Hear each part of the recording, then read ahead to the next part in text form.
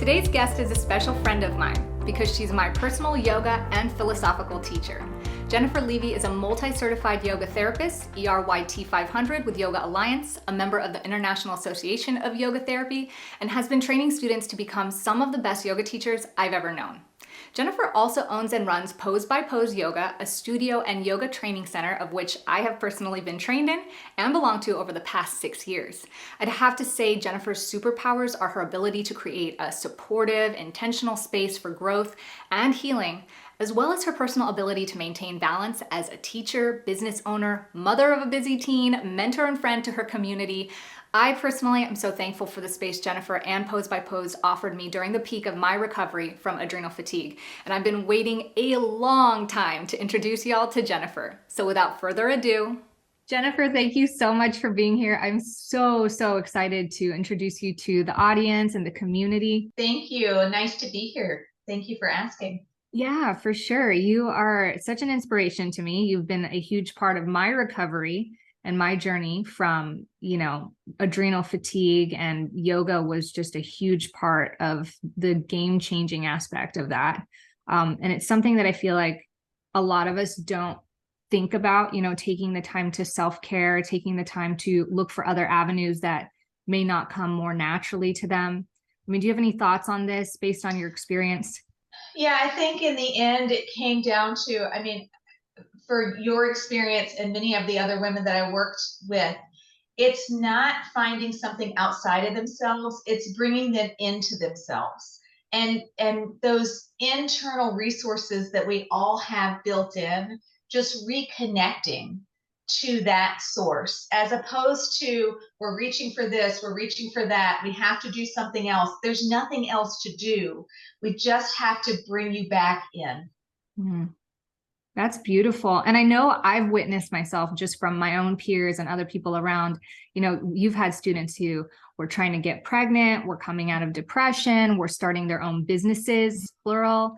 I mean, there's a whole variety of things that us women, I think, put on our plate.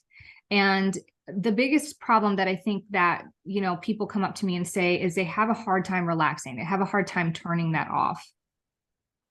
Yeah, again, that comes back to you can do whatever you want to do, but you have to provide the space for the universe to provide it for you.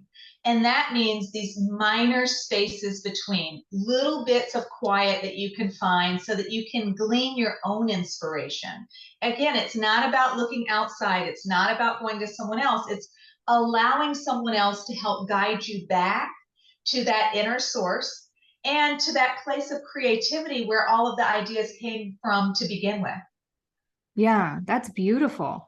And I think that that kind of space does inspire that, like without you having to reach for it. But what would you tell like women who have a hard time even knowing where to start or how to, get there? It sounds great, but I think that just as much as you would dedicate to your business, you have to dedicate to yourself. So certainly you do have to dedicate time each day for yourself. And that may mean you have 3 minutes. So what I normally recommend is, most of the time we are also managing families. We're not just business owners. We're also running a family. We're walking the dog, whatever the case may be. So I recommend, especially with this time change, it's the best time to do it. Taking those few minutes when you first wake up, just to ground and center. And I mean 3 minutes. I don't mean 25 minutes or an hour of your day doing an asana practice.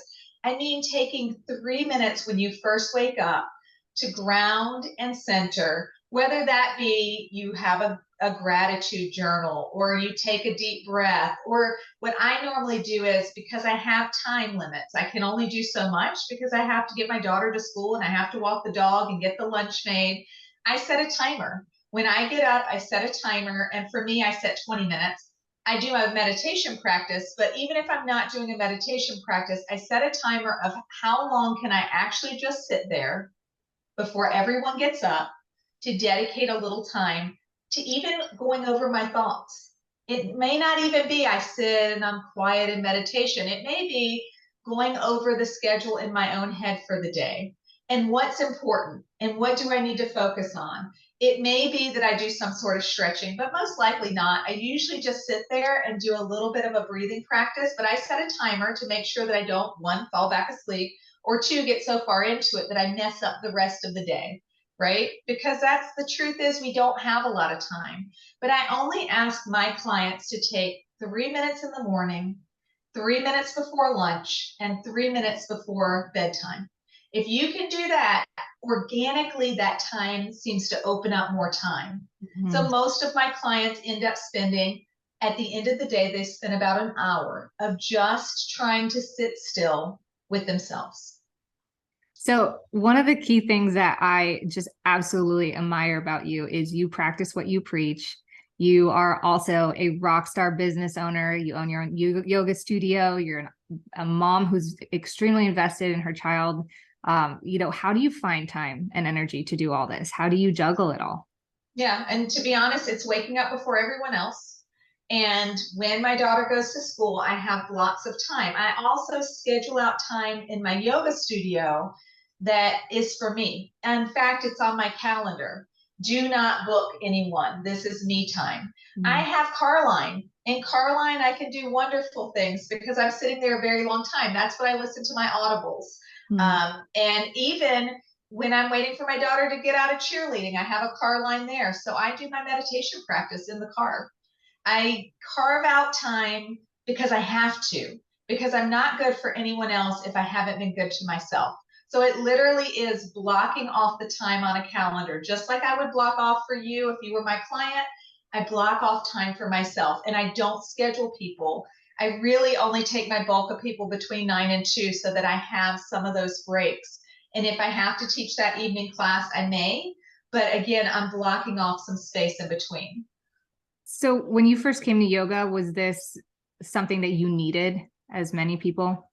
Yeah, so I first came to yoga because I was in my 20s. I probably was maybe 21-ish.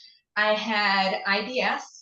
I could not get a handle of it. I go to the doctor and I say, what do I do? She said, take this pill. I said, well, how long do I take the pill? She said, for the rest of your life. Oh, And I no. said, I'm sorry, the rest of my life, I don't even take Tylenol. She said, listen, this is what we have. And I've also heard of this thing called yoga.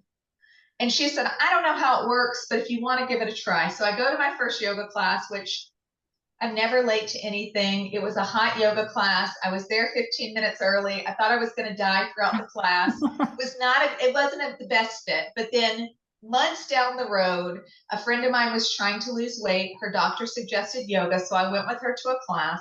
It was a much slower pace. It wasn't a heated class. And the only thing I could say is after the class, I felt washed. I couldn't tell you what we did. I couldn't tell you what she said, but it was so intense in the best ways that all I could do was focus on what this teacher was saying and focus on inward. Because if I didn't listen, I probably would have made an error, or really I just didn't want to look stupid. So I focused really hard. The women at that time were my age now. So it's, I was in my 20s. And after that first class, I went, I never took a pill. I never had an incident of IBS again because Wow. I was very regular with my yoga practice. So a lot of people look at yoga and they think, I'm not flexible or it's intimidating. And, we hear all these benefits of less stress and feeling better in the body. I mean, but now you're telling me it goes even deeper than that. We're healing the immune system. Yeah, so really, in the Hatha Yoga Pradipika, which is a textbook of yoga, it says steadiness and ease. There are no contraindications as long as there is steadiness and ease. And so what one of my yoga teachers who ended up being my yoga mentor said is everybody in the world can breathe. So if everyone can breathe, they can do yoga. Now, I'm not talking about the intense pranayama practices that can last 45 minutes, but we're talking about taking breath awareness, taking mindful minutes throughout the day to dedicate just to breathe. When we're doing those breathing practices, whether they're short or long, we are working on moving and exercising the diaphragm. Most of our lymph nodes are located behind the diaphragm. Now, most of us have heard of heart replacements and lung replacements, and they've taken out our livers and they've taken out our kidneys. but there aren't diaphragmectomies. They can't replace our diaphragm. Well, without the diaphragm, we can't live. The diaphragm can also get visceral fat, just like any other organ can. Exercising the diaphragm is exercising not just the muscles of the body, not just strengthening, not just providing oxygen, but also they're pressing on those lymph nodes so that we're releasing and cleansing our immune system as well. That's beautiful. And I mean, like the breath also corresponds with the heart, the brain waves. I mean, there's a whole slew of science behind all of this. In India, they consider the heart and the lungs as one organ, because you won't see a healthy heart and see an unhealthy lung. And you won't see a healthy lung without seeing a healthy heart. They treat it as one organ because they obviously work very closely together. So certainly that inevitably is better health. So as we're working these systems, as we're pumping oxygen into the body, and as we're doing it mindfully, you're breathing all the time. Yoga is about paying attention to the breath.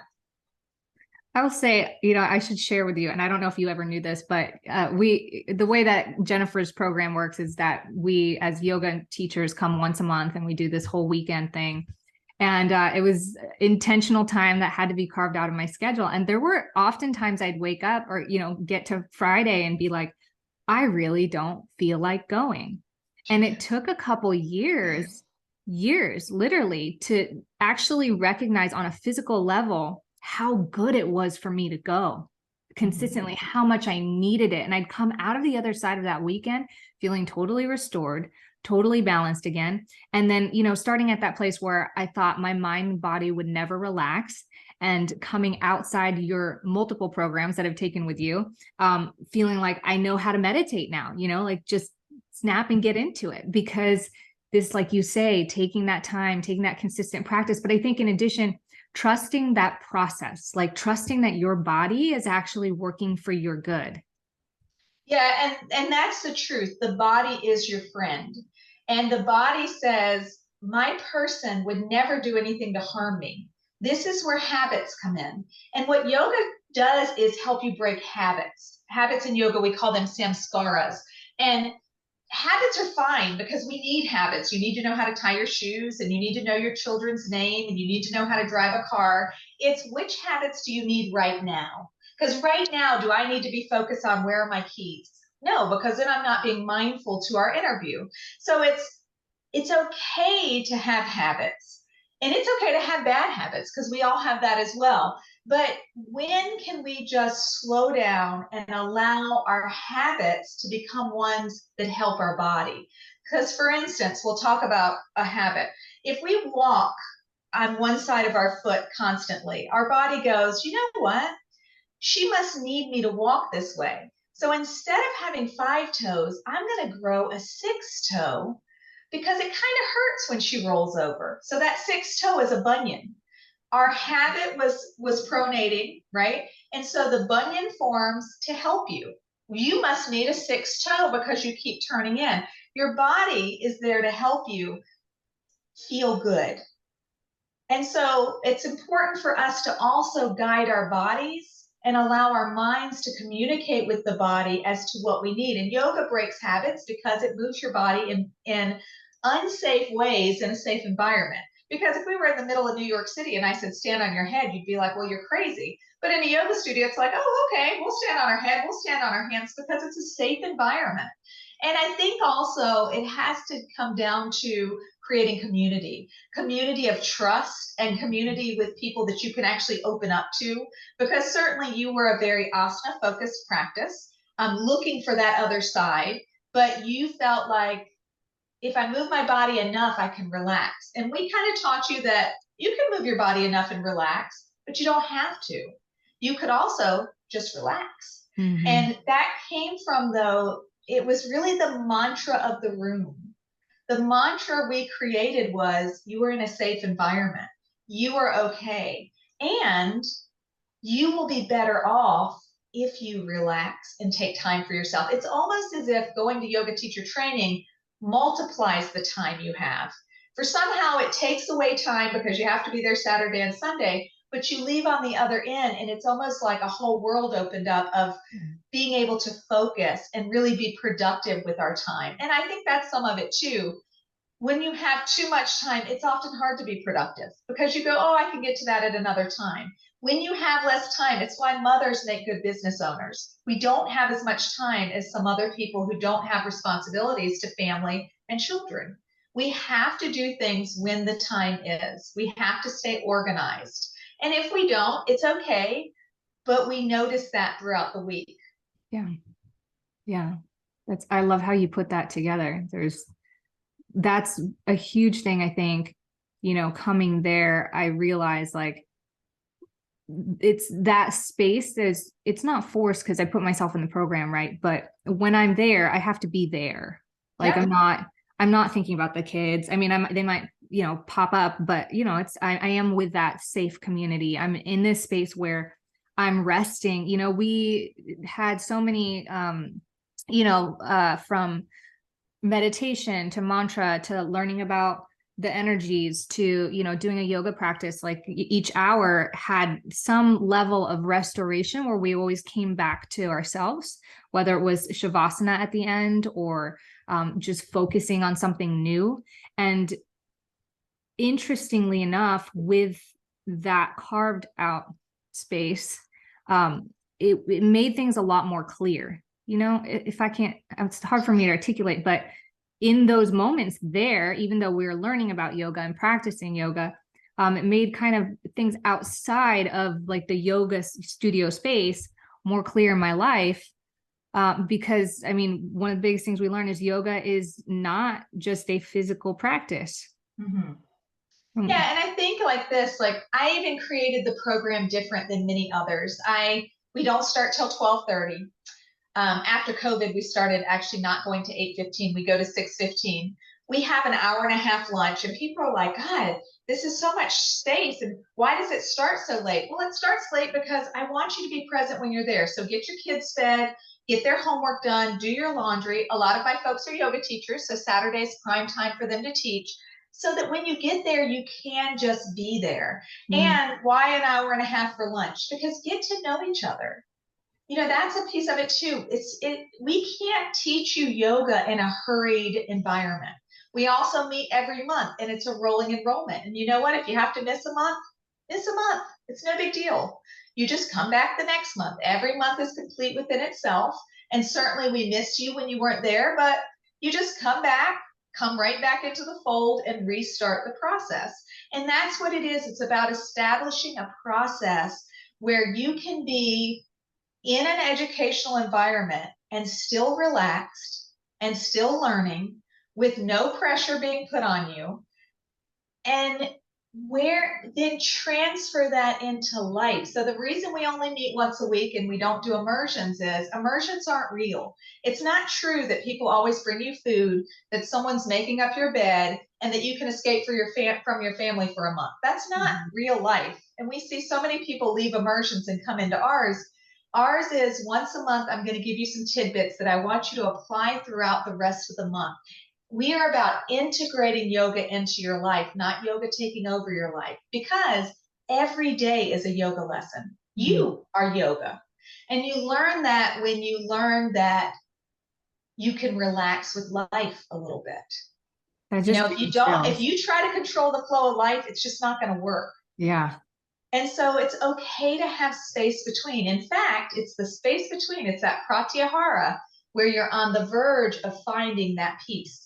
It's not in the inhale. It's not in the exhale. It's in the space between. What happens when life has no space between? What happens when your yoga teacher training runs you from place to place and topic to topic? There's no space between to process. And in all honesty, yoga and life is about processing before you move on. And that's how we categorize things. Look what childhood trauma, look what trauma just in general. It's about not properly being able to process something, not having the tools to process, and also not having the time or the open space to process. So it's important to learn that you can have space and still be productive. And productive is something different than what our culture defines it as. In the end result, you all sat there. that to us was like, woo, you're productive. To Yeah. most people, it'd be like, but did you stand on your head? Which in the end, most of you also could stand on your head because you had the space, the time, and the tools to process it. But the real measure was, could you sit there? Mm. That you all just sit. And really, in the end, that's what it came down to. We give you the space to learn that space is okay. And that's what women need to take from this. It's okay to take time, and it's okay, but you have to make the space. You can have whatever you want, but the universe has no space to give it to you. It's not going to happen. You could want to have a baby. You could never have a baby if you don't open the space for the baby. You could never have your own business if you're running from thing to, you have to have some space to put that business in. Mm-hmm. Sometimes that means you have to take some time off in order to really calculate where things fit, and that's okay. Yeah. We need space in order to make it work. My yoga teachers, I want to be a yoga teacher. Okay, well, you work a 40-hour-a-week job. That's fine. When would you teach yoga? Well, on Saturdays. Okay, but when would you take yoga?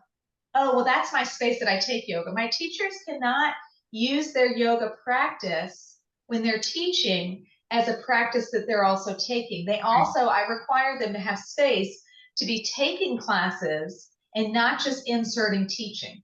Because a yoga teacher who has nothing to give because they've not received is no good for anybody. It's not Mm. successful. Yeah. It wears thin. Same thing, a business owner who doesn't take space for themselves, time for themselves, or really time to enjoy the fruits of their labor will burn out. Yeah. Yeah. That's so good. Oh my goodness. All of that's so good. What would you say to the person who doesn't have a pose by pose yoga studio, doesn't have that community, that open space? Yeah, I mean, what would you tell them? Maybe they don't really know about yoga very much. Sure. I'm going to say these days there's no real excuse not to know about it because Right. with COVID opening the world up, I mean, even our own studio is opened up on Zoom. It's not, and I don't say that flippantly, I'm saying that honestly. There are outlets, there are apps, there are plenty of ways to break in, but there's nothing that can replace human energy exchange. So I would recommend, instead of a DVD, Zooming with the studio. Listen, if you have to, if you can go in, you go in. If you can't go in, Zoom, so at least it's a live class that you're still having some interactive exchange. And they say, hi, MJ, be with someone who actually tries to make that connection with you. And I think as women, especially, we have to be comfortable with accepting even that kindness and not having any guard up, being in places where we don't have to have our guard up. There's not a lot of those places, especially as business women, and especially as walking into something strange, you automatically have a guard up. Find those places where you feel like your body takes a deep breath and an exhale just by turning on the computer or just by walking in the space. Mm-hmm. That's what we try to do, is provide a space. Literally, people walk in and they go, Mm-hmm. because it's a transition from our day to day. So where do you find these things? You find little tidbits. You find a book that inspires you. It may not be yoga. It might be a poetry book. It might be a journal that you write.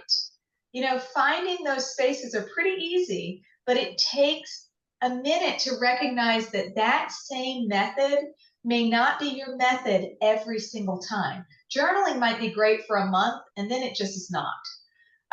Zooming classes might be great for a month, and then you're like, well, I don't like this anymore.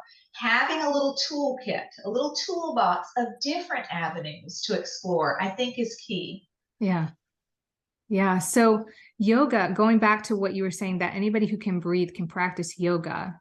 How would that look? So what that looks like is I teach everything from ages 6 to 85. And a lot of my people are not getting in and up out of the floor, but they are making a conscious effort to come together. In fact, Tuesdays is my yoga for healthy aging class. That is my most consistent class because those people who are mostly really in their 70s, I would say over 50, but mostly in their 70s, understand the importance of coming together and just being together. So literally what that looks like is we come together, I move you around just a little bit, maybe it's just a little stretch, and after 5 minutes, I put my hands together and I say, welcome to yoga. Because it's not the person who walked in the door that's doing yoga. It's the person who walked in the door and transitioned into the studio from their cars, from work, from a phone call, from chatter into quiet. And so all that looks like is we move the body just a little bit, and movement anyone can do even in a chair, rolling the shoulders, reaching from side to side, maybe even taking a little twist, and then sitting, closing the eyes, taking a deep breath, bringing a moment of gratitude to yourself. So thanking yourself for giving yourself the time. And then as you open the eyes, everything softens. And so that might be your morning practice. It might be move, pull your knees into your chest, rock a little side to side, sit up, put your feet on the ground, bring your hands to your heart and say, thank you for this day. And thank you to me for giving myself these 3 minutes. I think it's important to give gratitude and also a little pat on the back when you do something good. Yeah, we're so hard on ourselves sometimes. Yeah, absolutely. Well, so you have awesome programs. I can attest to that firsthand. I'm excited that you offer this stuff online. Can you tell our audience where they can find you and what things you have to offer? Yeah, the name of our studio is Pose by Pose Yoga. So we have a website, it's posebyposeyoga.com. We obviously have Facebook, we have Instagram, Pose by Pose Yoga. On the website, you'll see our different programs. We're getting ready to roll out our first quarter. So we do advanced teacher trainings for people who have already graduated yoga teacher training. We do classes for just regular yoga classes. We have meditation classes that are online as well as in studio, and you can find all of that stuff on the website. Very easy to locate, and we tell everyone if you have any problems when you call, every phone call comes to me. It doesn't matter if it's calling an 813 number or a 727, all the emails and all the phone calls come to me, so I'll be happy to help you, guide you. And that's what we really want you to do is I'd love for you to call in to be guided so that your first class is a successful one.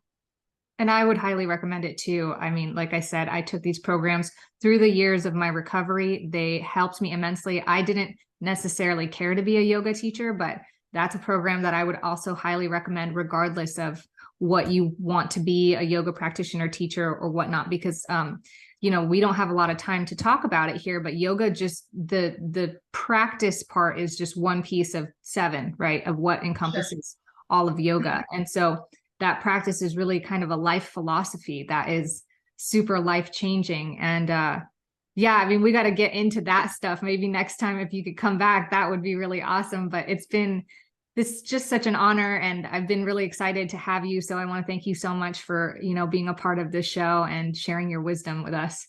Well, thank you so much. And I look forward to seeing you and some of your audience members maybe on Zoom or in studio. Yeah, absolutely. Thanks, Jennifer. Thanks so much.